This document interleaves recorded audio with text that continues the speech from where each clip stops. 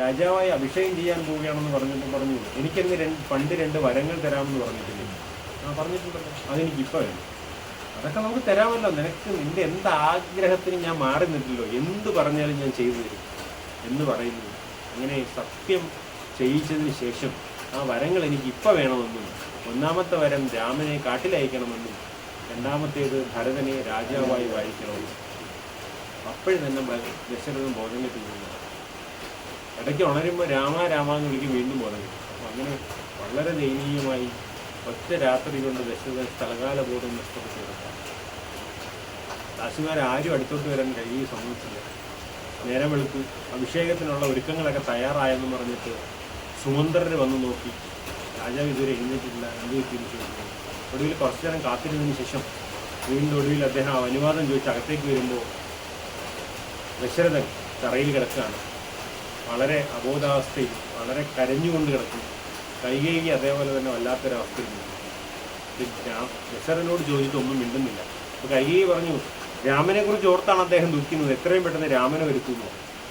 പിന്നെ സുമന്ത്രൻ എന്താണെന്ന് അറിയാത്ത വിഷമത്തോടുകൂടി ശ്രീരാമൻ തിരക്കി ശ്രീരാമനോട് വരാൻ പറഞ്ഞു. ഈ സമയത്ത് കൗസല്യയുടെ കൊട്ടാരത്തിൽ ഈ കാര്യങ്ങൾ അറിയുന്നു. ഇങ്ങനെ ശ്രീരാമനെ രാജാവായിട്ട് അഭിഷേകം ചെയ്യാൻ പോകുന്നു എന്നൊക്കെ അറിയുന്നു. അപ്പോൾ കൗസല്യ എന്തോ ഇടങ്കണ്ണ് തുടിച്ചു എന്ന് പറയുന്നത് പോലെ അവർക്കൊരു മനോവിഷമം. കാരണം കൈകേയി അവർക്ക് ചെറിയൊരു സംശയമുണ്ട്, എന്താണ് സംഭവിക്കുന്നത് അറിയാൻ പറ്റത്തില്ല. എന്തായാലും ദുർഗാപൂജ ചെയ്യാം, ശ്രീരാമൻ വിശന്ന് വരും എന്നൊക്കെയുള്ള രീതിയിൽ ദുർഗാപൂജയ്ക്ക് വരുന്നു. ഈ സമയത്ത് രാമൻ ദശരഥൻ്റെ മുന്നിലേക്ക് എത്തുന്നു.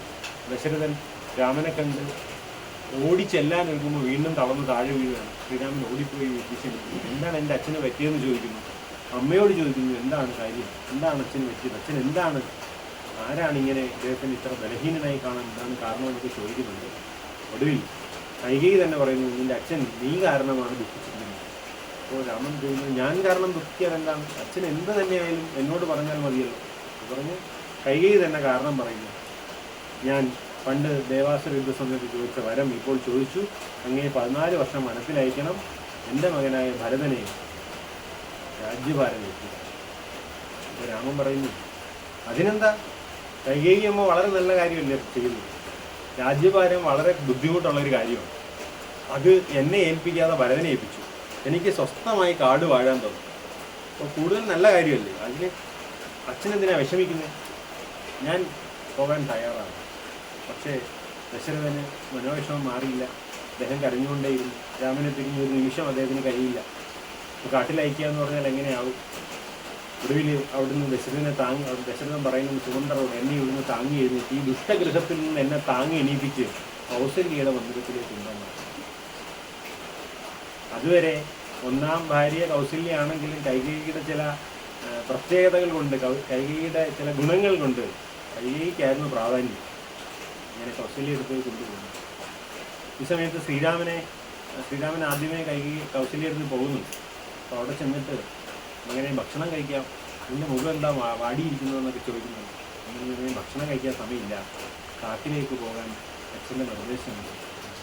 അവിടെ കൗസല്യയും വളരെ വിഷമത്തോടെ കരഞ്ഞുകൊണ്ട് കുറേ കാര്യങ്ങൾ, അച്ഛൻ നിന്നെ കാട്ടിലയച്ചാൽ അമ്മയ്ക്കും അതേപോലെ എന്തുണ്ട് അവകാശമുണ്ട്, നീ കാട്ടിൽ പോകണ്ടെന്ന് പറയാം, നീ അതുകൊണ്ട് എൻ്റെ വാക്കാണ് കേൾക്കേണ്ടത് എന്നൊക്കെ പറയുന്നു. ഈ സമയത്ത് ലക്ഷ്മണൻ അവിടെ എത്തുന്നു. അദ്ദേഹത്തിൻ്റെ കൂടെ സ്വന്തം സഹചാരിയാണ്. ലക്ഷ്മണൻ ഇതെല്ലാം കണ്ട് ദേഷ്യത്തോടെ നിൽക്കുകയാണ്.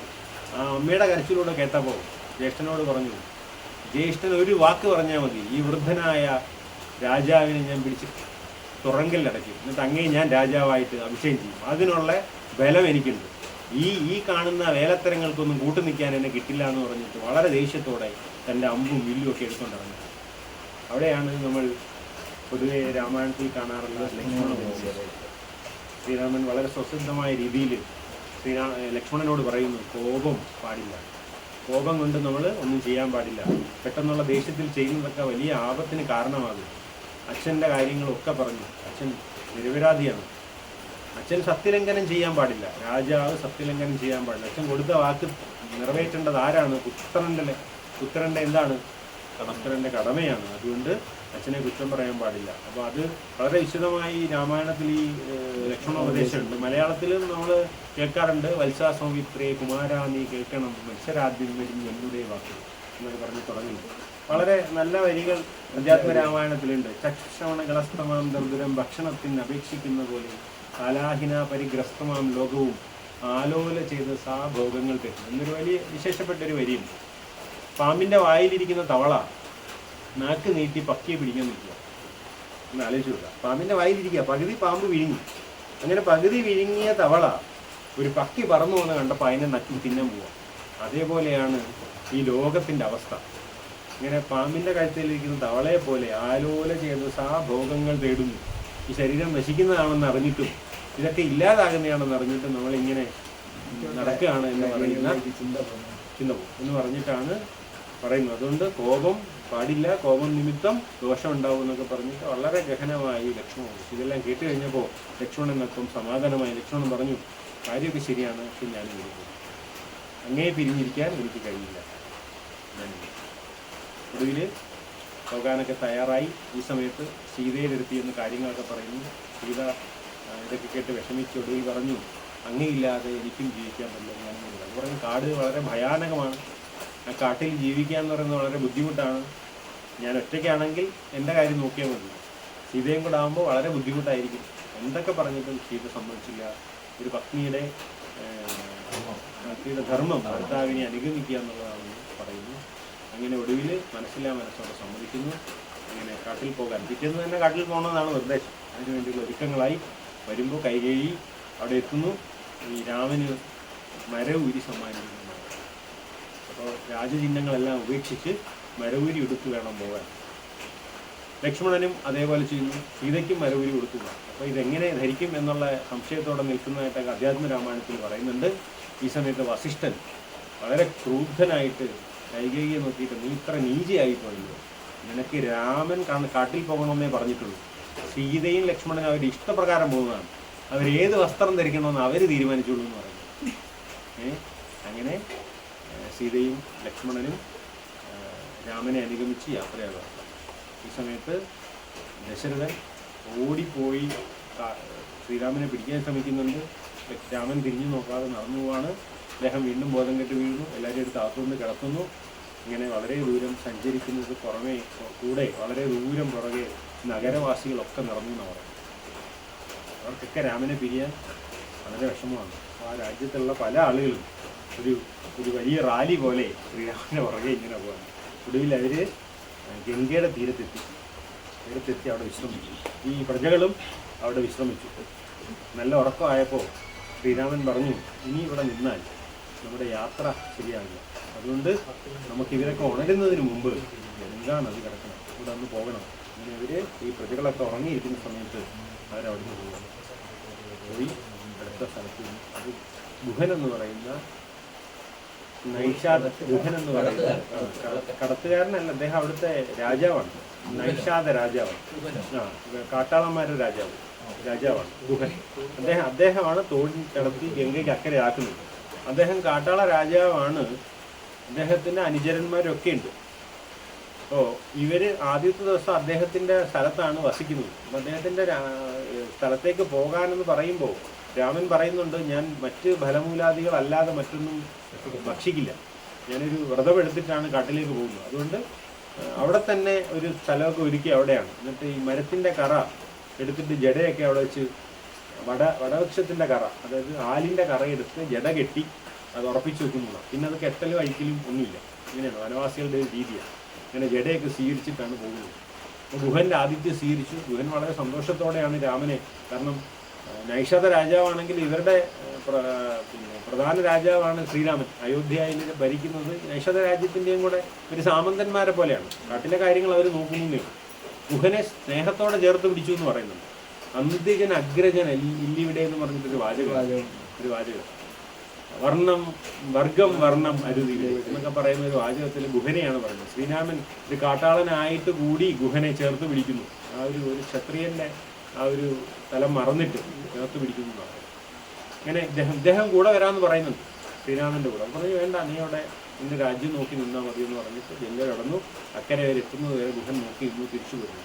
സുമന്ത്രരും അവിടുന്ന് തിരിച്ചു പോവാണ്. സുമന്ത്രനൊക്കെ കൂടെ ഉണ്ടായിരുന്നു, തിരിച്ചു പോവാണ്. പിറ്റേന്ന് രാവിലെ എഴുന്നേറ്റ് പ്രജകളൊക്കെ നോക്കിയപ്പോൾ ശ്രീരാമനെ ആരെയും കാണാനില്ല. വിഷമത്തോടെ അവരും തിരിച്ച് രാജ്യത്തേക്ക് പോവാണ്. അങ്ങനെ അവർ ആദ്യത്തെ സ്ഥലമായ പഞ്ചോടി എന്ന് പറയുന്ന സ്ഥലത്ത് ഒരു ചെറിയ ആശ്രമമൊക്കെ ഉണ്ടാക്കിയിട്ട് അവിടെ അങ്ങനെ വസിക്കുക. ഇതാണ് അങ്ങനെ പഞ്ചവടിയിൽ താമസിക്കുന്നു. ഈ സമയത്ത് അയോധ്യയിൽ ദാരുണമായൊരു സംഭവം ഉണ്ടായി. ശ്രീരാമനെക്കുറിച്ച് ഓർത്ത് കരഞ്ഞ് ദശരഥൻ തൻ്റെ മരണമായി. അപ്പോൾ എന്താണ് ഇതിൻ്റെ കാരണം എന്നുള്ളതിനെ കുറിച്ചൊരു ചോദ്യമൊക്കെ പുറകെ വരുന്നുണ്ട്. അപ്പോൾ മരണവാർത്ത അറിഞ്ഞ് വസിഷ്ഠൻ വന്നു. രാമനും ലക്ഷ്മണനും വനത്തിൽ പോയിരിക്കുകയാണ്. മറ്റു 2 കുമാരന്മാർ കേകയത്തിലാണ്. അപ്പോൾ വസിഷ്ഠൻ അവരെ വിളിക്കാൻ ആളയച്ചു. ഭരതനെയും ശത്രുഘ്നെയും വിളിക്കാൻ ആളയച്ചു. എന്നിട്ട് ഈ ദശരഥൻ്റെ ശരീരം എണ്ണത്തോണിയിൽ നിറച്ചിച്ചു. അപ്പോൾ അന്ന് ഈ മൊബൈൽ മോർച്ചറിയൊന്നും ഇല്ലാത്ത കാലമായിരുന്നില്ല. അന്നത്തെ ഔഷധക്കൂട്ടുകളൊക്കെ അടങ്ങിയ എണ്ണയിൽ സൂക്ഷിച്ചു വെക്കാൻ എത്രയോ കാലം സൂക്ഷിച്ചു വെക്കാൻ കഴിഞ്ഞു. ഞാൻ അതിൽ സൂക്ഷിച്ചിട്ട് ഇവർ വരുന്നവരെ കാത്തിരുന്നു. അവർ വന്നു. ശ്രീരാമൻ്റെ രാജ്യാഭിഷേകമാണെന്നറിഞ്ഞിട്ടാണ് ഭരതനും ശത്രുഘ്നും ഓടി വരുന്നത്. ഇങ്ങനെ വന്നപ്പോൾ രാജ്യം മൂകമായിരിക്കുന്നു. എന്തോ വലിയ അശ്നിപാതം സംഭവിച്ചതുപോലെ മൂകമായിരിക്കുന്നു. ആരോടും ചോദിച്ചിട്ടൊന്നും പറഞ്ഞില്ല. ഒടുവിൽ ഓടി വന്നു. കൈകേയിയുടെ കൊട്ടാരത്തിൽ വന്നു. കാരണം എന്താ, ദശരഥൻ ഉണ്ടാകുന്ന അവിടെയാണ്. കൊട്ടാരത്തിൽ വന്നിട്ട് അമ്മയെ അച്ഛൻ എന്ത് ചെയ്യും, അവിടെ കാണുകയാണല്ലോ, കണ്ടില്ലല്ലോ, ശ്രീരാമനെ കാണണം, ജ്യേഷ്ഠനെ കാണണം, അമ്മയെ കണ്ട് അച്ഛനെ കണ്ടിട്ടാവാം, അച്ഛൻ്റെ പാദനമസ്കാരം ചെയ്തിട്ടാവാമെന്ന് ചോദിച്ചു വന്നതാണ്. ഉടനെ കൈകേയി ഓടി വന്ന് പിടിച്ചിട്ട്, മോനെ നീ ഇപ്പോൾ പഴയതുപോലെയല്ല, ഈ രാജ്യത്തിൻ്റെ രാജാവാണ്, അതുകൊണ്ട് നീ സന്തോഷിക്കണം. അച്ഛനെക്കുറിച്ച് ചോദിക്കുമ്പോൾ അച്ഛൻ്റെ കാര്യം എന്നൊക്കെ നീ മറന്നേക്കും, നീ സന്തോഷിക്കണം, നീ ഈ രാജ്യത്തെ യുവരാജാവായിട്ട് അഭിഷേകം, രാമൻ ജ്യേഷ്ഠനായ രാമനുള്ളപ്പോൾ ഞാൻ രാജാവും, നിങ്ങൾ എന്താണ് ഈ പറയുന്നതെന്നൊക്കെ ചോദിക്കുന്നത്. തിരിച്ച് അവിടെ കാണാഞ്ഞിട്ട് തിരിച്ചു വന്നു. കൗസല്യ എടുത്ത് ചെല്ലുമ്പോൾ ഇങ്ങനെയൊക്കെയുള്ള കഥകളെല്ലാം കേട്ടിട്ട് ഒടുവിൽ കൈകേയി എടുത്തു എന്ന് പറയുന്ന ഒരു കഥയുണ്ട്. നിന്നെപ്പോലെ ഒരു അമ്മയുടെ വയറ്റിൽ ജനിച്ചത് എൻ്റെ ഏറ്റവും വലിയ പാവമാണ് എന്ന് പറഞ്ഞിട്ട് ഇനി നിങ്ങൾ എൻ്റെ അമ്മയല്ല എന്നൊക്കെ പറഞ്ഞിട്ട് അവിടെ നിന്ന് ഇറങ്ങാണ്. ഇറങ്ങി വന്നിട്ട് വസിഷ്ഠൻ്റെ മുന്നിൽ വന്നിട്ട് പറഞ്ഞു, ഉടൻ തന്നെ ശ്രീരാമനെ കാണാൻ പോകണം, അദ്ദേഹം തന്നെയാണ് രാജ്യം ഭരിക്കേണ്ടത്, ഞാൻ അദ്ദേഹത്തിൻ്റെ ദാസനാണ്, അച്ഛൻ്റെ പിതൃകർമ്മങ്ങൾ ശ്രീരാമനാണ് ചെയ്യേണ്ടത് എന്ന് പറഞ്ഞു. അപ്പോൾ വസിഷ്ഠൻ പറഞ്ഞു, ഇനിയും അതങ്ങനെ വെച്ചിരിക്കുന്നത് ശരിയല്ല, അച്ഛൻ്റെ ശവസംസ്കാരമൊക്കെ നടത്തിയതിന് ശേഷം ശ്രീരാമനെ പോയി കാണാമെന്ന് പറയുന്നത്. അങ്ങനെ ദശരഥൻ്റെ ശവസംസ്കാരമൊക്കെ കഴിച്ചിട്ട് ഭരതനോട് വീണ്ടും പറഞ്ഞു, ശ്രീരാമൻ അങ്ങേ തന്നെ യുവരാജാവാക്കണമെന്ന നിർദ്ദേശമാണുള്ളത്, അതുകൊണ്ട് അങ്ങ് തന്നെ രാജ്യം ഭരിക്കണം, അദ്ദേഹം 14 വർഷം കഴിഞ്ഞേ വരൂ. അപ്പോൾ പറഞ്ഞു, അതൊന്നും പറ്റത്തില്ല, ഞാൻ രാമനെ എന്തായാലും കൊണ്ടുവന്നിരിക്കും, അതുകൊണ്ട് എല്ലാവരും എൻ്റെ കൂടെ വന്നാൽ മതി എന്ന് പറഞ്ഞിട്ട് സൈന്യസമേതം ഭരതൻ വസിഷ്ഠാദികളോട് കൂടി അമ്മമാരോടും കൂടി വനത്തിലേക്ക് പുറപ്പെടുന്നു. ഈ സമയത്ത് ഗംഗയുടെ തീരപ്രദേശത്ത് ഗുഹൻ്റെ സൈന്യം കണ്ടു. പറഞ്ഞു, അയോധ്യയിൽ നിന്നും വലിയ സൈന്യത്തോടുകൂടി ഭരതൻ വരുന്നുണ്ട്. അപ്പോൾ ഗുഹൻ പറഞ്ഞു, അവർ രാമനെ എതിർക്കാനാണ് വരുന്നതെങ്കിൽ നമ്മളോട് യുദ്ധം ചെയ്തിട്ട് അക്കരയ്ക്ക് കൊടുക്കുന്നു, അതല്ല എങ്കിൽ നമുക്ക് വേണ്ടുന്നത് ചെയ്തു കൊടുക്കാം എന്ന് പറഞ്ഞിട്ട് ഗുഹൻ എന്ന് ആളെ വിടുന്നുണ്ട്. അപ്പോൾ ഭരതൻ പറയുന്നത് ശ്രീരാമനെ കൊട്ടാരത്തിലേക്ക് കൊണ്ടുപോകാനാണ് വരുന്നത് പറഞ്ഞു. ഇത് കണ്ട് സന്തോഷത്തോടെ ഗുഹൻ ഓടി വന്നു, അദ്ദേഹത്തെ സ്വീകരിച്ചു. അപ്പോൾ ശ്രീരാമൻ ആശ്ലേഷിച്ച ഗുഹനോട് ഭരതന് ഭയങ്കര സ്നേഹമായിരുന്നു. വളരെ സന്തോഷത്തോടെ എൻ്റെ ജ്യേഷ്ഠൻ്റെ സുഹൃത്തല്ലേ എന്ന് പറഞ്ഞ് ഒന്നിച്ച് സംസാരിക്കുന്നുണ്ട്. ഇതിൽ ഗുഹൻ വളരെ വഞ്ചികളൊക്കെ വരുത്തി ഇവരെയൊക്കെ അക്കരെ കിടത്തി ശ്രീരാമൻ നിൽക്കുന്ന സ്ഥലം പറഞ്ഞു.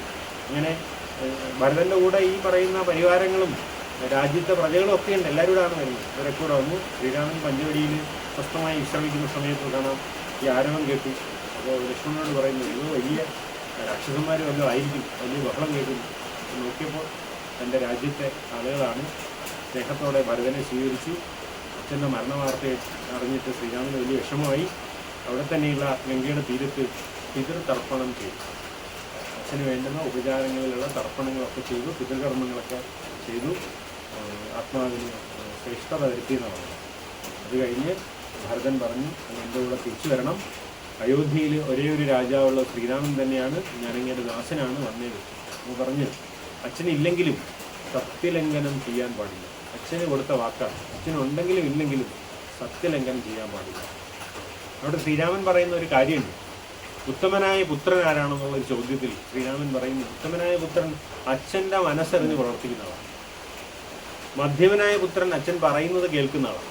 അധമനായ പുത്രൻ പറഞ്ഞാലും കേൾക്കാത്ത ആൾ. അപ്പോൾ പുത്രൻ ഉത്തമനായിരിക്കണം എന്നുള്ള നിർദ്ദേശത്തിൽ അച്ഛൻ്റെ നിർദ്ദേശം അനുസരിച്ച് ജീവിക്കണം. അച്ഛൻ എന്നോട് പറഞ്ഞില്ലെങ്കിലും അച്ഛൻ്റെ സത്യം പാലിക്കേണ്ടത് എൻ്റെ കടമയാണെന്നും അതുകൊണ്ട് എന്ത് തന്നെ പറഞ്ഞാലും ഞാൻ എൻ്റെ തീരുമാനത്തിൽ നിന്ന് മാറ്റം വരുന്നത്. അവിടെ ഭരതൻ പറഞ്ഞു, അങ്ങയെ കൊണ്ടുപോകാൻ പറ്റിയില്ലെങ്കിൽ ഞാനും പോകുന്നില്ല, ഞാനും ഈ കാട്ടിൽ അങ്ങയോടൊപ്പം വരിക, ഇനി എനിക്ക് മറ്റൊരു വഴിയില്ല, അങ്ങുള്ളിടത്തേ ഞാനും ഉള്ളൂ.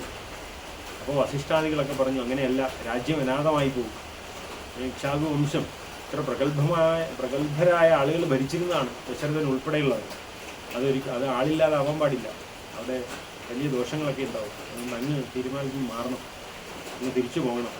ശ്രീരാമൻ വീണ്ടും കാര്യങ്ങളൊക്കെ പറഞ്ഞ് ആശ്വസിപ്പിച്ച് 14 വർഷം കുറച്ച് നാൾ കൊണ്ടും കഴിയും, അപ്പം ഞാൻ തിരിച്ചു വരും. അങ്ങനെ ഒടുവിൽ മനസ്സില്ലാ മനസ്സോടെ ഭരതൻ പറഞ്ഞു, ഞാൻ അങ്ങില്ലാതെ എൻ്റെ രാജ്യത്ത് പ്രവേശിക്കുന്നു.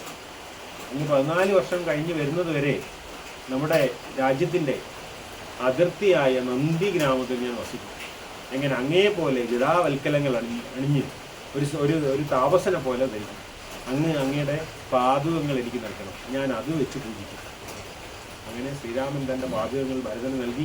ഭരതൻ ഈ രാജകീയ വസ്ത്രങ്ങളൊക്കെ ഉപേക്ഷിച്ച് ജടാവൽക്കലങ്ങളൊക്കെ ധരിച്ച് ആ നന്ദി ഗ്രാമത്തിൽ, അതിർത്തി ഗ്രാമമായ നന്ദി ഗ്രാമത്തിൽ ഒരു തപസ്യയെ പോലെ അവിടെ ഇരുന്നു കൊണ്ട് രാജ്യകാര്യങ്ങൾ ചെയ്യുന്നു. അവിടെ അതിനെക്കുറിച്ച് കുറേ വിവരണങ്ങൾ പറയുന്നുണ്ട്. എന്തെങ്കിലും നാട്ടിൽ എന്തെങ്കിലും കൊള്ളയോ എന്തെങ്കിലുമൊക്കെ നടന്നാൽ അവർ പരാതി പറയാൻ രാജാവിൻ്റെ അടുത്ത് വരുമ്പോൾ ഈ പാതകങ്ങളുടെ സിംഹാസനം പോലെ ഉണ്ടാക്കി അതിൽ വെച്ചിരിക്കുക. അതിനോട് ചോദിച്ചിട്ട് ഇവൻ കുറ്റക്കാരനാണോ എന്ന് ചോദിക്കുമ്പോൾ പാതകങ്ങൾ അനങ്ങും. ഇങ്ങനെ കുറ്റക്കാരനാണെന്ന് ഉറപ്പിക്കും. അങ്ങനെ നീതി നിർവഹണം നടത്തി എന്നാണ് പറയുന്നത്. ശ്രീരാമനെ പോലെ തന്നെ ഭരതൻ ആ 14 വർഷവും വളരെ നല്ല രീതിയിൽ രാജ്യഭാരം നടത്തി രാജ്യം ശ്രേയസ്സിലേക്ക് പോയിരുന്നതാണ്.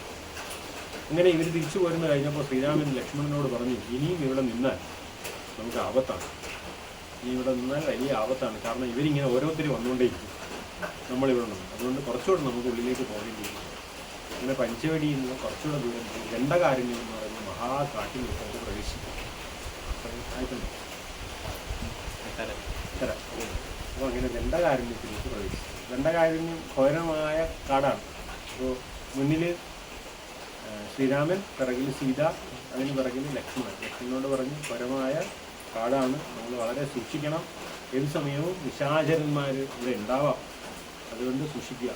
ഈ സമയത്ത് മഹാസത്വം പോലെ വിരാധൻ, അല്ലേ, വിരാധൻ എന്നൊരു മഹാസത്വം, നെറ്റിയിലാ കണ്ണ്, വലിയൊരു വയറ, വലിയ നീളമുള്ള കണ്ണുകൾ, കൈകൾ ഒക്കെ ആയിട്ട് ഒരു മഹാസത്വം. പണ്ട് ശാപം കിട്ടിയതാണ് ഒരു ഗന്ധർവ്വൻ. ഇങ്ങനെ വരിക, തൻ്റെ കൈയുടെ പരിധിക്കുള്ളിൽ, നീളമുള്ള കൈയാണ്, എത്രയോ യോജന, ആ പരിധിയിലുള്ളതിനെ പിടിച്ചു നിന്നാണ് ജീവിക്കുന്നത്. ആ സത്വത്തെ കണ്ടു ശ്രീരാമൻ അമ്പ് ചെയ്ത് ഈ കൈകളൊക്കെ മുറിച്ചു. പിന്നെയും ചാടിത്തുള്ളി വന്നു. ഒടുവിൽ ഒരു അസ്ത്രത്താൽ വിരാധനെ പതിച്ചു. വിരാധൻ്റെ ഒരു തേജസ് ശ്രീരാമനിലേക്ക് വന്ന് നയിക്കുന്നു. അങ്ങനെ കുറച്ച് കാര്യങ്ങൾ, കുറച്ച് രാക്ഷസന്മാരെയൊക്കെ ശ്രീരാമൻ്റെ ജന്മോദ്ദേശം തന്നെ ഈ രാക്ഷസ വംശത്തെ ഇല്ലാതാക്കുക എന്നുള്ളതാണ്. അത്രയ്ക്ക് ഭൂമിക്ക് ശല്യം ഉണ്ടായിക്കൊണ്ടിരിക്കുന്ന രാക്ഷസ വംശത്തെ ഇല്ലാതാക്കണം. അങ്ങനെ അവർ ദണ്ഡകാരണ്യത്തിൽ നിന്ന് കുറച്ചു കാലം അവിടെ ഒരു ആശ്രമത്തിലൊക്കെ ആയിട്ട് ഇങ്ങനെ ജീവിക്കുന്നുണ്ട്. ഈ സമയത്ത് ഒരു പുതിയ സംഭവം ഉണ്ടാകുന്നു. ശൂർപ്പണഖ എന്ന് പറയുന്ന ഒരു രാക്ഷസി അവിടെ വരുന്നു. അതിന് തൊട്ട് മുമ്പ് ഒരു പക്ഷി ശ്രേഷ്ഠൻ്റെ കഥയും കൂടെ പറയുന്നു. ഈ പക്ഷി ശ്രേഷ്ഠൻ്റെ പേര് ജഡായു എന്നാണ്. സമ്പാദി എന്നും ജഡായു എന്ന് പറഞ്ഞ 2 പക്ഷി ശ്രേഷ്ഠന്മാരുണ്ടായിരുന്നു. ഒരു വലിയ ബലവും ഒക്കെ ഉണ്ടായിരുന്നവരാണ്. പറന്ന് ഉയരങ്ങളിൽ പറക്കാനൊക്കെ കഴിവുള്ള വലിയ വംശത്തിൽ പിറന്നവരായിരുന്നു സമ്പാദി ജഡായു. അതിലെ ജഡായു എന്ന് പറയുന്ന പക്ഷി അവിടെ വെച്ച് കാണുന്നുണ്ട്. ഈ പക്ഷിയെ കണ്ടപ്പോൾ അതൊരു രാക്ഷസനാണെന്ന് വിചാരിച്ച് ശ്രീരാമൻ ലക്ഷ്മണനോട് പറയുന്നുണ്ട്, ഒരു രാക്ഷസനാവാൻ സാധ്യതയുണ്ട്, സൂക്ഷിക്കുക, അമ്പെടുക്കൂ എന്നൊക്കെ പറയുന്നുണ്ട്. ഈ സമയത്ത് ജഡായു പറയുന്നു, അങ്ങയുടെ അച്ഛനായ ദശരഥൻ്റെ സുഹൃത്തായ ജഡായുവാണ്, അങ്ങയുടെ ആശ്രിതനാണ് ഞാനും, അതുകൊണ്ട് എന്നെ ഉപദ്രവിക്കരുത്, ഞാൻ ഇവിടെ തന്നെ വസിക്കുകയാണ്, അങ്ങയുടെ രക്ഷയും അങ്ങയോടൊപ്പം വസിക്കുവാനാണ് ആഗ്രഹിക്കുന്നതെന്ന് പറഞ്ഞു. ഈ ജടായുവിന് സമ്പാദി എന്നൊരു ജ്യേഷ്ഠനുണ്ടായിരുന്നു എന്ന് പറഞ്ഞു. ഇവർ രണ്ടുപേരും കൂടെ പണ്ട് ചെറിയ കാലത്ത് ഉയർന്നു പറന്നു. രണ്ടുപേരും കൂടെ പറന്ന് വളരെ ഉയരത്തിലെത്തിയപ്പോൾ സൂര്യൻ്റെ അടുത്തെത്തി എന്നാ പറയുക, തീക്ഷണമായ ജ്വാലയേറ്റ് ജടായു ദേഹം കുഴയാൻ തുടങ്ങി. ഈ സമയത്ത് സമ്പാദി പോയി ഒത്തിപ്പിടിച്ചു. ഈ സമയത്ത് സമ്പാദിയുടെ ചിറക് കരിഞ്ഞു വീണു. ജടായു പറന്ന് ദൂരെ ഒരിടത്ത്. അങ്ങനെയാണ് ഈ പറയുന്ന ദണ്ഡകാരുണ്യത്തിൽ എത്തുന്നത്. അങ്ങനെ ദണ്ഡകാരുണ്യത്തിലെത്തി അവിടെ എങ്ങനെ വസിക്കുകയാണ്. പക്ഷെ സമ്പാദി എവിടെയാണെന്ന് അറിയാൻ വയ്യാതെ.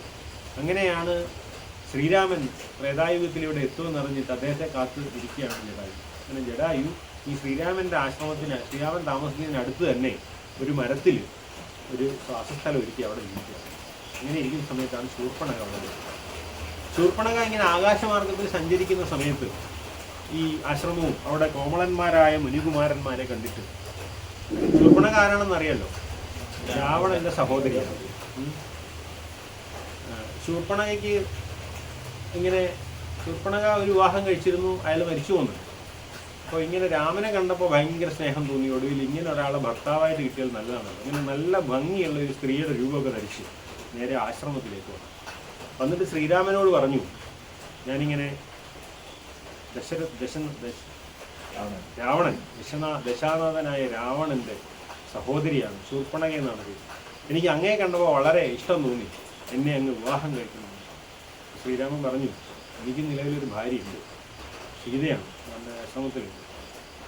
ലക്ഷ്മണൻ അവിടെയുണ്ട്. ലക്ഷ്മണനാകുമ്പോൾ ഇപ്പോൾ നിലവിൽ ഇവിടെ ആരുമില്ല. ലക്ഷ്മണൻ്റെ ഭാര്യ അങ്ങ് അയോധ്യയിലാണ്. അപ്പോൾ ലക്ഷ്മണനോട് ചെന്ന് ചോദിച്ചു. അപ്പോൾ ഉടനെ ശൂർപ്പണഖ അവിടുന്ന് ലക്ഷ്മണൻ്റെ അടുത്തേക്ക് ചെന്നു. ലക്ഷ്മണൻ പറഞ്ഞു, ഞാൻ ശ്രീരാമൻ്റെ ദാസനാണ്. ഭവതിയെപ്പോലെ ഒരാളൊരു ദാസിയാവാൻ പാടില്ലല്ലോ. അപ്പോൾ അതുകൊണ്ട് ദാസന്റെ ഭാര്യയാവുമ്പോൾ ദാസിയായില്ല. അപ്പം അങ്ങ് ദാസിയാവാൻ പാടില്ല, രാജാവിൻ്റെ തന്നെ ഭാര്യയാവണം. അതുകൊണ്ട് ശ്രീരാമനോട് തന്നെ ചെന്നോളൂ, എനിക്കിതിലൊന്നും താല്പര്യമില്ലെന്ന്. വീണ്ടും അദ്ദേഹം ഈ ശൂർപ്പണഖ ശ്രീരാമൻ്റെ അടുത്ത് ചെന്നു. ശ്രീരാമൻ പറഞ്ഞു, ഞാനിങ്ങനെ ഏകപത്നി വ്രതത്തിലൊക്കെ ഉള്ള ആളാണ്, മാത്രമല്ല ഇങ്ങനെ ഭാര്യയുണ്ട്, അങ്ങനെ ഇങ്ങനെ ഒഴിവുകളൊക്കെ പറഞ്ഞ് ലക്ഷ്മണനെ നിർബന്ധിച്ച് കഴിഞ്ഞാൽ ലക്ഷ്മണൻ സമ്മതിക്കും, അതുകൊണ്ട് അങ്ങോട്ട് തന്നെ പൊക്കളാൻ വീണ്ടും പറഞ്ഞു. ഇങ്ങനെ ശൂർപ്പണഖ വീണ്ടും ലക്ഷ്മണൻ്റെ അടുത്തേക്ക് വീണ്ടും ചെന്നു. അങ്ങനെ ഇവരിങ്ങനെ അങ്ങോട്ടും ഇങ്ങോട്ടും നടത്തി ഒടുവിൽ ദേഷ്യം വന്നിട്ട് ശൂർപ്പണഖ അതിൻ്റെ തൽസ്വരൂപം, ചില ആളുകളോട് പിണങ്ങുമ്പോഴേ അവരുടെ സ്വഭാവം മനസ്സിലാവുമെന്ന് പറയും, എൻ്റെ രൂപമൊക്കെ വെച്ചു ഭീമമായ രാക്ഷസ സ്വരൂപമൊക്കെ പുറത്തെടുത്തിട്ട് സീതയാണ് ഇതിനെല്ലാം കാരണം എന്ന് പറഞ്ഞിട്ട് സീതയുടെ നേരത്തെ അലറിക്കൊണ്ട് പറഞ്ഞു. ഇത് കണ്ടിട്ട് ശ്രീരാമൻ ലക്ഷ്മണ നിങ്ങളെ തടയണം എന്ന് പറഞ്ഞപ്പോൾ ലക്ഷ്മണൻ ചാടി എഴുന്നേറ്റ് വാളുകൊണ്ട് മൂക്കും മുലയും ചെവിയും അടക്കുന്നു. അങ്ങനെ പെട്ടെന്ന് വലുതായിട്ട് രക്തം വമിച്ചുകൊണ്ട് ഇവർ പേടിച്ച് കരഞ്ഞ് ഓടിപ്പോകും. അങ്ങനെ ശ്രീരാമൻ ലക്ഷ്മണനോട് പറഞ്ഞു, ഏത് സമയവും ഇനി മറ്റ് രാക്ഷസന്മാരുടെ സാന്നിധ്യം ഉണ്ടായേക്കാം, അതുകൊണ്ട് പെട്ടെന്ന് തന്നെ നമ്മൾ സൂക്ഷിക്കേണ്ടിയിരിക്കുന്നു എന്ന് പറഞ്ഞു. ഈ സമയത്ത് നേരെ ശൂർപ്പണഖ തൻ്റെ സഹോദരന്മാരായ ഖരദൂഷണന്മാരെടുത്തു. ഖരദൂഷണന്മാരെന്ന് പറയുന്ന സഹോദരന്മാരുണ്ട്. 64,000 സൈന്യവും അസുരന്മാരും കൂടെ ഉണ്ടെന്നാണ്. അങ്ങനെ ഖരദൂഷണന്മാരുടെ അടുത്തേക്ക് പറഞ്ഞു, ഞാനിങ്ങനെ വനത്തിൽ 2 മുനികുമാരന്മാരെ കണ്ടു, ഭാര്യയോടൊപ്പം ഉണ്ട്. അവരെടുത്തോട്ട് ചെന്നപ്പോൾ അവരൊരു കാരണവുമില്ലാതെ എന്നെ ഇങ്ങനെയൊക്കെ അംഗഭംഗം നടത്തി വിട്ടില്ല.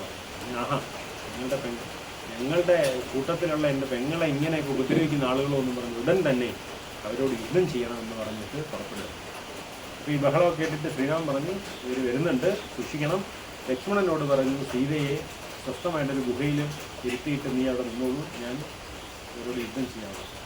അങ്ങനെ 3.25 നാഴിക കൊണ്ട് ഖരദൂഷണന്മാരെയും ഈ 64,000 അസുരന്മാരെയും ശ്രീരാമൻ വധിച്ചു എന്നാണ്.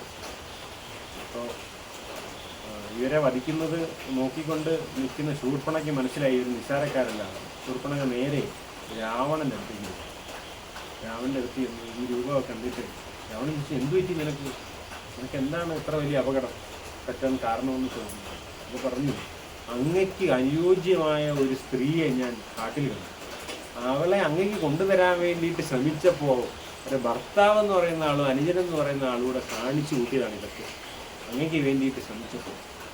അപ്പോൾ രാവണൻ പറഞ്ഞു, അതിന് ഞാൻ പകരം ചെയ്യുന്നുണ്ട്. ഈ പറയുന്ന ആളുകളെ ഞാനൊന്ന് കാണട്ടെ എന്ന് പറഞ്ഞു അവിടെ നിന്ന് അദ്ദേഹം യാത്രയാവുക. സമയത്ത് ശ്രീരാമൻ ലക്ഷ്മണനോട് പറയുന്നുണ്ട്, രാവണൻ്റെ ആഗമനം ഉണ്ടാവാൻ സാധ്യതയുണ്ട്, അസുരന്മാരൊക്കെ ഇളകിയിട്ടുണ്ടാവും, അത്രയും വലിയ ആളുകളൊക്കെ കൊന്നതല്ലേ, അവരൊക്കെ വരാൻ സാധ്യതയുണ്ട്, അതുകൊണ്ട് നമ്മൾ കൂടുതൽ സൂക്ഷിക്കേണ്ടിയിരിക്കുന്നു എന്നൊക്കെ പറയുന്നു. സമയത്ത് രാവണന് മനസ്സിലായി ഖരദൂഷണാദികളെയൊക്കെ കൊന്നപ്പോൾ പിന്നെ ഈ ശൈവജാപം രാമൻ കൊലച്ചതൊക്കെ രാവണൻ അറിഞ്ഞില്ല. രാവണൻ്റെ കഥ ഉണ്ട്, രാവണൻ്റെ കഥ നമുക്ക് പറയാം, ഈ സീതയെ കൊണ്ടുപോയതിന് ശേഷം പറയാം. അപ്പോൾ അതുകൊണ്ട് രാമനോട് നേരിട്ട് ചെല്ലുന്നത് നല്ലതല്ല എന്ന് ആർക്ക് തോന്നി? രാവണന് തോന്നി. അപ്പോൾ അതിനെന്താണ് വഴിയെന്ന് ആലോചിച്ചപ്പോൾ അമ്മാവനെ കുറിച്ച് ഓർമ്മ. അമ്മാവൻ ആരാന്നറിയാലോ, മാരീചൻ. മാരീചൻ ഇപ്പോൾ മുനിയാണ്. ആ അമ്പ് കൊണ്ട് 100 യോജന പോയി വീണപ്പോൾ രാമനെ മാത്രം സ്മരിച്ചുകൊണ്ട് ഇരിക്കുന്ന ആളായി, മാരീച മുനിയായിട്ട് മാറിയിരിക്കുന്ന ആളാണെന്ന് പറഞ്ഞു. അദ്ദേഹത്തെ പോയി കണ്ട് കുശലാന്വേഷണങ്ങളൊക്കെ നടത്തി. അപ്പോൾ രാമനാമ ജയിച്ചുകൊണ്ടിരിക്കുക. അപ്പോൾ പറഞ്ഞു, അങ്ങ് എന്താണ് വന്നത് രാവണ? നീ വളരെ പ്രസിദ്ധനാണ്, ത്രിലോക ചക്രവർത്തിയാണ്, എൻ്റെ അടുത്ത് വരാൻ എന്താണ് കാരണം എന്നൊക്കെ ചോദിച്ചു. അപ്പോൾ പറഞ്ഞ് അങ്ങ് താമസിയാണെന്നൊക്കെ ഞാൻ അറിഞ്ഞു, അങ്ങയുടെ ഒരു ആവശ്യം എനിക്കുണ്ട്, അങ്ങയെ കൊണ്ടൊരു ചെറിയ ആവശ്യമുണ്ടെന്ന് പറഞ്ഞു. എന്താണെന്ന് പറഞ്ഞോളൂ. പറഞ്ഞു, ഇങ്ങനെ വനത്തിൽ ഇങ്ങനെ ദശരഥ പുത്രന്മാരായിട്ട് 2 പേരും സീത എന്ന സ്ത്രീയുമായിട്ടുണ്ട്. അതിൽ സീതയെ ലങ്കയിലേക്ക് കൊണ്ടുപോയാൽ നല്ലതാണ്, അതിന് വേണ്ടുന്ന സൗകര്യങ്ങൾ അങ്ങ് ചെയ്തു തരണം. അപ്പോൾ മാരീജൻ ആദ്യം ചോദിച്ചു, നിനക്ക് ആരാ ഈ ബുദ്ധി ഉപദേശിച്ചെന്ന്? നിന്റെ ഗോത്രത്തിൻ്റെയും നിന്റെ കുടുംബത്തിൻ്റെയും നാശത്തിന് വേണ്ടിയിട്ട് ആരോ നിനക്ക് ഉപദേശിച്ചു തന്നത്, അതുകൊണ്ട് ഇതൊന്നും കേൾക്കരുത്. എൻ്റെ കാര്യം തന്നെ ഓർക്കൂ, ഞാൻ എന്തെല്ലാം അഹങ്കാരം പിടിച്ച് നടന്ന ആളാണ്, ഞാനിപ്പോൾ കണ്ടില്ല ഇങ്ങനെ ഇരിക്കുക. അപ്പം അതുകൊണ്ട് നീ ഈ ദുർബുദ്ധിയൊന്നും കാണിക്കാതെ നീ സ്വസ്ഥമായിട്ട് പോയി ലങ്കയിൽ നിന്നാൽ നിനക്ക് ലങ്ക കുറേ കാലം ഇവിടെ ഭരിക്കാം എന്നൊക്കെ ഉപദേശിക്കുന്നു. അപ്പോൾ രാവണൻ പറഞ്ഞു, അമ്മാവനാണെന്ന് ഞാൻ നോക്കത്തില്ല, പറയുന്നത് കേട്ടാൽ അങ്ങേക്ക് കൊള്ളാം, ഞാൻ പറയുന്നത് അനുസരിച്ചാൽ അങ്ങേക്ക് കൊള്ളാം, ഇല്ലെങ്കിൽ എൻ്റെ വാളിന് ഇങ്ങനെ കാലം കഴിയും. അപ്പോൾ മാരീജൻ വിചാരിക്കും, ഇവൻ്റെ വാളുകൊണ്ട് ചാവുന്നതിനേക്കാളും നല്ലത് ശ്രീരാമൻ്റെ കൈ കൊണ്ട് ചാവുന്ന, പുണ്യെങ്കിലും കിട്ടുമല്ലോ. അതുകൊണ്ട് അങ്ങനെ സമ്മതിച്ച് അവിടെ നിന്ന് പുറപ്പെടുകയാണ്. അപ്പോൾ ശ്രീരാമനെയും ലക്ഷ്മണനെയും സീതയുടെ അടുത്ത് നിന്ന് മാറ്റുക എന്നുള്ളതാണ് മാരീജൻ്റെ ജോലി. ഇങ്ങനെ മാരീജൻ ഒരു സ്വർണ്ണമാനിൻ്റെ രൂപം മാറി അവിടെ നിന്ന് ചെന്നു സീതയുടെ അടുത്ത് ചെന്നു. അപ്പോൾ മാനിനെ കണ്ടപ്പോൾ സ്വാഭാവികമായിട്ടും സ്ത്രീ സ്വഭാവം അനുസരിച്ച് ഇതിനോട് താല്പര്യം തോന്നി. അതിൻ്റെ അടുത്തേക്ക് ചെല്ലുമ്പോൾ അത് ഓടിപ്പോകും, വീണ്ടും അടുത്ത് വരും, പിന്നെ ഓടിപ്പോകും. ഇങ്ങനെ ശ്രീരാമനോട് പറഞ്ഞു, ആ മാനിനെ നമുക്ക് വളർത്താം. പറഞ്ഞ് നീ ഒന്നും നോക്കണ്ട, നമുക്ക് വേറെ എന്തെല്ലാം കാര്യങ്ങളുണ്ട്. അപ്പോൾ സീത പറഞ്ഞല്ല, ആ മാനിനെ കണ്ടിട്ട് സുവർണ്ണ നിറമാണ്, ഇങ്ങനൊരു മാനിനെ ഒന്നും കണ്ടിട്ടുമില്ല, അപ്പോൾ അതിനെ വേണം എന്ന് ആഗ്രഹം പറഞ്ഞു. അങ്ങനെ ശ്രീരാമൻ അതിനെ പിടിക്കാനായിട്ട് പോകുന്നു. ലക്ഷ്മണനോട് പറഞ്ഞു, കാട്ടിൽ അസുരന്മാരൊക്കെ വരും, അതുകൊണ്ട് നീ ഇവിടെ തന്നെ ഇരിക്കണമെന്ന് പറഞ്ഞിട്ടാണ് ശ്രീരാമൻ പോകുന്നത്. ശ്രീരാമൻ കുറച്ച് ദൂരം പോകും, തൊട്ടടുത്ത് നിന്ന് പിടിച്ചു എന്നാകുമ്പോഴത്തേക്ക് മാൻ പിന്നെ ഓടും. അങ്ങനെ കുറേ ദൂരമായി, വളരെ ദൂരമായപ്പോൾ ശ്രീരാമൻ ക്ഷമ കെട്ടിട്ട് ഒരു അമ്പെടുത്ത് ഈ മാനിനെ കൊല്ലുക. മാരീജൻ സ്വന്തം രൂപയോടെ എടുക്കുന്നുണ്ട്, മാന്മാരെ എടുത്ത് ശ്രീരാമനോട് പ്രാർത്ഥിക്കുന്നതിന് മുമ്പ് മാരീജൻ ഒരു കാര്യം കൂടെ ചെയ്തു. ശ്രീരാമൻ്റെ ശബ്ദത്തിൽ അനുജ ലക്ഷ്മണ രക്ഷിക്കണേ എന്ന് ഉറക്കെ നിലവിളിച്ചു. ഈ വിളി എവിടെ കേട്ടു? സീത കേട്ടു. മാരീജന് മോക്ഷം കിട്ടി. ശ്രീരാമനോട് തിരിച്ചു നടക്കാനിരുന്നു. ഈ സമയത്ത് സീത പറഞ്ഞു, ജ്യേഷ്ഠൻ എന്തോ വലിയ അപകടം പറ്റിയിട്ടുണ്ട്, അതുകൊണ്ട് അങ്ങ് പോയി അന്വേഷിക്കണം. അപ്പോൾ ലക്ഷ്മണൻ പറഞ്ഞു, അമ്മയ്ക്ക് ജ്യേഷ്ഠനെ കുറിച്ച് അറിയില്ല, അങ്ങനെ കരയുന്ന ആളല്ല എൻ്റെ ജ്യേഷ്ഠൻ, രാമനെക്കുറിച്ച് അറിയില്ല. അദ്ദേഹം കീർത്തിമാനായ ദശരഥപുത്രനാണ്, അദ്ദേഹം അങ്ങനെ നിലവിളിക്കില്ല. പറഞ്ഞു, അങ്ങനെയല്ല, സംരക്ഷിക്കേണ്ട സമയത്ത് പോകേണ്ടതാണ് അങ്ങയുടെ കടമ. അങ്ങക്ക് മറ്റ് ഭരതൻ്റെ നിർദ്ദേശം അനുസരിച്ച് എങ്ങാണോ അങ്ങ് ഇവിടെ വന്നിരിക്കുന്നത്. ശ്രീരാമനെ അപായപ്പെടുത്തിയിട്ട് എന്നെ കൊണ്ടുപോയി തിരിച്ചു കൊണ്ടുപോകാൻ എങ്ങാണോ, അതുകൊണ്ട് അങ്ങേപ്പോലും എനിക്ക് വിശ്വാസമല്ല എന്നൊക്കെ പറഞ്ഞ് കഠിന വാക്കുകൾ പറഞ്ഞു. ഇത് കണ്ട് ലക്ഷ്മണൻ ചെവി പൊത്തിയിട്ട്, വിനാശകാലേ വിപരീത ബുദ്ധി, ഇത് നിന്റെ നാശത്തിന് കാരണമായേക്കാം എന്നൊക്കെ പറഞ്ഞിട്ട് അവിടുന്ന് ഓടിപ്പോവുകയാണ്. അധ്യാത്മരാമായണത്തിൽ അവിടെ ലക്ഷ്മണരേഖ വരച്ചു എന്നൊക്കെ പറയുന്നുണ്ട്, പക്ഷേ മൂല രാമായണത്തിൽ ഇങ്ങനെ ലക്ഷ്മണരേഖയെക്കുറിച്ചൊന്നും പറയുന്നില്ല. അപ്പോൾ അങ്ങനെ ആശ്രമത്തിൽ നിന്ന് പുറത്ത് കടക്കരുതെന്നൊക്കെ പറയുന്നുണ്ടെങ്കിലും അവിടുന്ന് അങ്ങനെ ലക്ഷ്മണൻ പുറകെ പോവുകയാണ്. അപ്പോൾ കുറേ ദൂരം ചെല്ലുമ്പോൾ ശ്രീരാമൻ അവിടെ നിന്ന് വരുന്നുണ്ട്. അപ്പം ലക്ഷ്മണ, സീതയെ ഉപേക്ഷിച്ചിട്ട് നീ എന്താ പോരുന്നത്, നീ അവിടെ നിൽക്കാൻ പറഞ്ഞല്ലോ ചോദിക്കുമ്പോൾ, എനിക്ക് അങ്ങയെ സംരക്ഷിക്കണമെന്ന് പറഞ്ഞ് എന്നെ നിർബന്ധിച്ച് വിട്ടതാണ്, അവിടെ എനിക്ക് നിൽക്കാൻ പറ്റാത്ത രീതിയിലുള്ള വാക്കുകളാണ് കേട്ടോന്നൊക്കെ പറഞ്ഞിട്ട്, അത് സ്ത്രീകൾ അങ്ങനെയൊക്കെ സംസാരിക്കും, നമ്മൾ അത് കേൾക്കാൻ പാടുണ്ടോ എന്നൊക്കെ തിരിച്ച് ശ്രീരാമൻ ചോദിക്കുന്നു. നിന്നെ ഞാൻ ഉത്തരവാദിത്തം ഏൽപ്പിച്ചതല്ലേ എന്ന് ചോദിക്കുന്നു. ഈ രണ്ടുപേരോട് അവിടെ നിന്ന് വളരെ പെട്ടെന്ന് വരാൻ തുടങ്ങി. ഈ സമയത്ത് പുറത്ത് കാത്തു നിന്ന ദശനാണ് അല്ലേ? എങ്ങനെയാണ് രാവണനെ കുറിച്ച് നമ്മൾ വേറൊരു വാക്ക് പറയുന്നത്? ദശാനനായിരിക്കുന്ന 10 തലയോടുകൂടിയാണ്. എൻ്റെ പുറകിലെ കഥയൊക്കെ ഉണ്ട്, അതൊന്ന് പുറകെ പറയും. അങ്ങനെയുള്ള രാവണൻ ഒരു മുനിയുടെ വേഷത്തിൽ ആശ്രമത്തിൻ്റെ മുന്നിലേക്ക് ചെന്നു, ഭിക്ഷ യാചിച്ചു. സീത പുറത്തേക്ക് വന്നു. അപ്പോൾ പറഞ്ഞു, എനിക്ക് ഒരു മുനി എന്നുള്ള രീതിയിൽ എനിക്ക് ഉപചാരങ്ങളൊക്കെ ചെയ്തു തരണം, ഭഗവതി പുറത്തേക്ക് വന്ന് എനിക്ക് വേണ്ടുന്നത് തരണമെന്ന് പറഞ്ഞു. അപ്പോൾ പറഞ്ഞ്, ഞാൻ മാത്രമേ ഉള്ളൂ, എൻ്റെ ഭർത്താവും അനുജനും പുറത്തു പോയിരിക്കുകയാണ്, ഇപ്പോൾ എത്തും, അങ്ങ് അല്പം നേരം വിശ്രമിച്ചാൽ അവർ വന്നു കഴിയുമ്പോൾ അവരങ്ങേക്ക് വേണ്ട പൂജകളൊക്കെ ചെയ്യുമെന്ന് പറഞ്ഞു. അങ്ങനെയല്ല, ഒരു ആശ്രമത്തിൽ ഒരാൾ വന്നാൽ അവർക്ക് വേണ്ടുന്നത് ചെയ്യേണ്ടത് ആശ്രമ പത്നികളുടെയും അവിടുത്തെ സ്ത്രീകളുടെയും ചുമതലയാണെന്ന് പറഞ്ഞു. ഒടുവിൽ അങ്ങനെ മനസ്സോടെ ഇവർക്ക് അർഘ്യം കൊടുക്കാനായിട്ട് ഇറങ്ങുമ്പോൾ രാവണൻ തൻ്റെ സ്വരൂപമെടുത്ത് ഇവരെ സീതയെ വലിച്ച് തേരിൽ കയറ്റി പുഷ്പവിമാനം വെച്ച് പറഞ്ഞു. ഈ സമയത്ത് ജടായു എന്ന പക്ഷി ഉണ്ടെന്ന് പറഞ്ഞു. ജടായു എന്ന പക്ഷി കാണുമ്പോൾ ഈ ദശാനാഥൻ അവിടെ വന്ന് നിൽക്കുന്നതും സീതയെ അപഹരിക്കുന്നതും കണ്ടിട്ട് തൻ്റെ സ്വാമിപത്നിയെ കൊണ്ടുപോകുന്ന ആളെ തടയുവാനായിട്ട് ജടായു പറന്നിറങ്ങി രാവണനോട് യുദ്ധം ചെയ്തു. രാവണൻ്റെ തേരും അമ്പും വില്ലും ഒക്കെ തവിടുപിടിയാക്കുന്നു. പക്ഷേ ജടായുവിൻ്റെ ചിറകിൻ്റെ പ്രഹരം ഏറ്റിട്ട് രാവണൻ ആകെ വലഞ്ഞു. വീണ്ടും അടുത്ത തേരിൽ കയറാനൊക്കെ ശ്രമിച്ചു പോകും, വീണ്ടും ഈ കുത്തി കീറിയൊക്കെ ചെയ്തു, മൃഗം കൊണ്ടൊക്കെ അള്ളി. രാവണൻ പരിഭ്രമിച്ചു, തൻ്റെ നാശം തന്നെ അടുത്തു നിറഞ്ഞ് ചന്ദ്രഹാസം എടുത്ത് മാറ്റി. അത് ആ മാത്രയിൽ തന്നെ ജടായു താഴെ വീഴാണ്. അപ്പോൾ അവിടെ സീത പറയുന്നുണ്ട്, സീതയെ വിളിച്ച് കരയുമ്പോൾ ജടായുവിനോട് പറയുന്നു, നിങ്ങൾ വിഷമിക്കരുത്, എനിക്ക് വേറെ ആരും ആശ്രയമില്ല, എൻ്റെ ഭർത്താവ് തിരക്കി വരുമ്പോൾ ഈ വിവരങ്ങൾ അങ്ങ് ധരിപ്പിക്കണം, ശ്രീരാമനെ ധരിപ്പിക്കണം എന്ന് പറയുന്നത്. അങ്ങനെ രാവണൻ സീതയെ എടുത്ത് പുഷ്പവിമാനത്തിൽ തെക്കുവശത്തേക്ക് യാത്ര. എന്നിട്ട് ശ്രീരാമൻ തൻ്റെ തിരിച്ച് ആശ്രമത്തിലെത്തുമ്പോൾ ഒഴിഞ്ഞ സ്ഥലം കണ്ട് കാർത്ത് കരയുന്നുണ്ട്, സീതയെ ഉറക്ക വിളിച്ച് കരയുന്നുണ്ട്, ആരോ കൊണ്ടുപോയിരിക്കുകയാണെന്ന് പറയുന്നുണ്ട്. അങ്ങനെ പരതി ഓടി നടന്നു വരുമ്പോൾ ജടായുവിനെ കാണുന്നു. സംഭവിച്ചതൊക്കെ ജടായു ശ്രീരാമനെ ധരിപ്പിക്കുന്നു. ഇന്ന ആളാണ് കൊണ്ടുപോയത്, തെക്കുവശത്തേക്കാണ് പറഞ്ഞത് എന്നൊക്കെ പറയുന്നു. ഒടുവിൽ ശ്രീരാമനോട് കാര്യങ്ങളെല്ലാം പറഞ്ഞു കഴിയുമ്പോൾ ശ്രീരാമൻ തലയിൽ തടവുകയും അങ്ങനെ ജടായുവിന് മംഗലം ലഭിക്കുകയും ചെയ്തു. ജടായു മംഗലം എന്ന് നമ്മുടെ ഈ സ്ഥലത്താണ് ഇതെന്ന് പറയപ്പെടുന്നു. അപ്പോൾ ജടായുവിന് അങ്ങനെ മോക്ഷം ലഭിച്ചു. ശ്രീരാമനെ കൊണ്ട് ജടായുവിന് ഉദകക്രിയകൾ, ശരിയായ രീതിയിൽ ശവസംസ്കാരം നടത്തി ഉദകക്രിയകൾ ചെയ്തു. കാരണം അച്ഛൻ്റെ സുഹൃത്താണ്, അച്ഛന് തുല്യമായിട്ട് കാണും. അങ്ങനെ ഉദകക്രിയകളൊക്കെ ചെയ്തു. അവിടെ നിന്ന് ഈ പറയുന്ന ജടായു പറഞ്ഞതനുസരിച്ച് ശബരി എന്നൊരു വനിത അവിടെ തപസ് ചെയ്യുന്നുണ്ടെന്നും അവരെ കണ്ടാൽ കൂടുതൽ കാര്യങ്ങൾ അറിയാമെന്ന് പറഞ്ഞിട്ട് ശ്രീരാമൻ ലക്ഷ്മണനോടുകൂടി സീതയെ ഉറക്ക വിളിച്ചു വന്ന് സ്വീകരിക്കും. അങ്ങനെ സീതാന്വേഷണത്തിനുള്ള ആരംഭം. വളരെ ദുഃഖത്തോടുകൂടിയാണ് ശ്രീരാമൻ അവിടെ സീതയെ അന്വേഷിച്ച് പോകുന്നത്.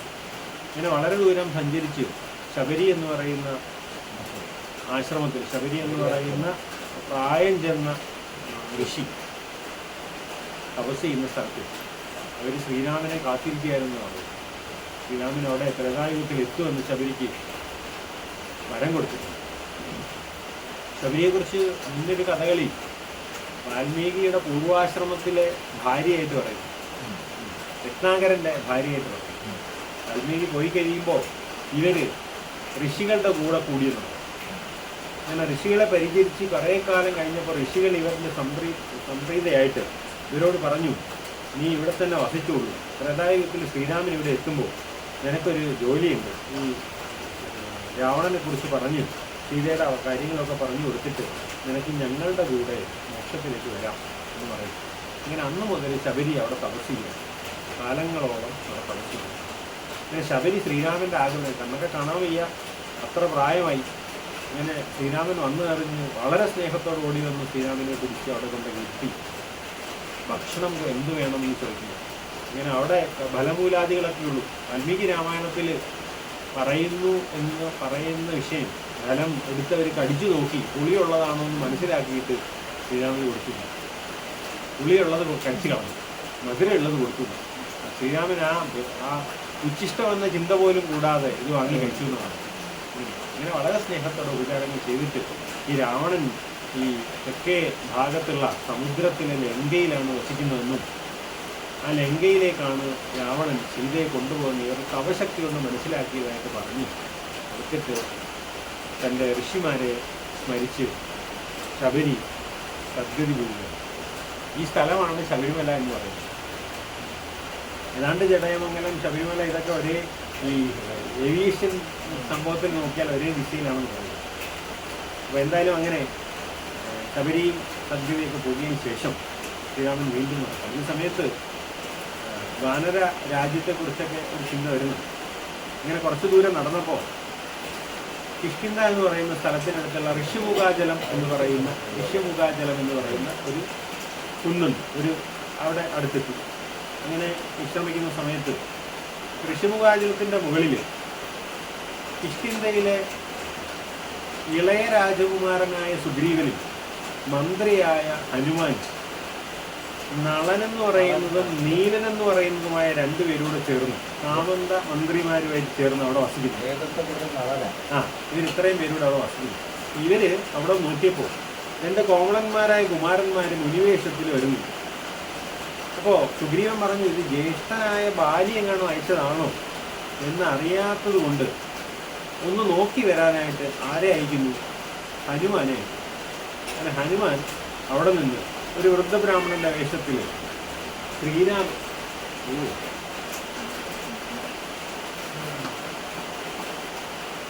അതെങ്കിലും ഒഴിപ്പിച്ചു ചേർത്താം. എവിടെയാണ് ഹനുമാൻ എങ്ങനെ അവരുടെ അടുത്ത് വന്നു. അവരോട് ആരാണെന്നൊക്കെ ചോദിക്കുന്നുണ്ട്. അപ്പോൾ പറഞ്ഞു, ഞങ്ങളിങ്ങനെ ദശരഥപുത്രന്മാരായ ശ്രീരാമനും ലക്ഷ്മണനുമാണ്. സീതയെ ഇങ്ങനെ രാവണൻ കൊണ്ടുപോയി അവരെ അന്വേഷിച്ച് വരുന്നവരാണെന്ന്. ഹനുമാൻ വളരെ സന്തോഷമായി. ശ്രീരാമനോട് വളരെ സ്നേഹവും ഒക്കെയുള്ള ആളാണ് ഹനുമാൻ. ശ്രീരാമനെ ഓർത്ത് ജപിച്ചുകൊണ്ടിരിക്കുന്ന ആളാണ്. ഇങ്ങനെ പറഞ്ഞു, ഞാൻ ഹനുമാനാണ്, കിഷ്കിന്ധയിലെ സാമന്ത രാജാവാണ്. സാമന്ത രാജാവായ സുഗ്രീവൻ്റെ ദാസനാണ്, മന്ത്രിയാണ്, മന്ത്രിപ്രവരനാണ് എന്ന് പറഞ്ഞിട്ട് അദ്ദേഹത്തിന് അങ്ങയെ കാണണമെന്ന് ആഗ്രഹം എന്ന് പറഞ്ഞിട്ട് ഈ ശ്രീരാമനും ലക്ഷ്മണനെയും ചുമതലയെടുത്തുകൊണ്ട് അദ്ദേഹം നടക്കുക എന്ന് പറഞ്ഞ് സുഗ്രീവൻ്റെ അടുത്ത് എത്തുക. സുഗ്രീവനോട് പറഞ്ഞു, അങ്ങ് പേടിക്കേണ്ട, അങ്ങയുടെ ശത്രുക്കളല്ല, അങ്ങയുടെ മിത്രങ്ങളാണ് വന്നുള്ളത്. ഇവരെ ആചരിച്ച് വിചാരത്തോടുകൂടി സ്വീകരിക്കുന്നത് അവർ അവിടെ സ്വീകരിച്ച് നിർത്തുകയാണ്. മറ്റേ മുക്കാലായിരുന്നു നേരെ ഇരുന്നാട്ടെ.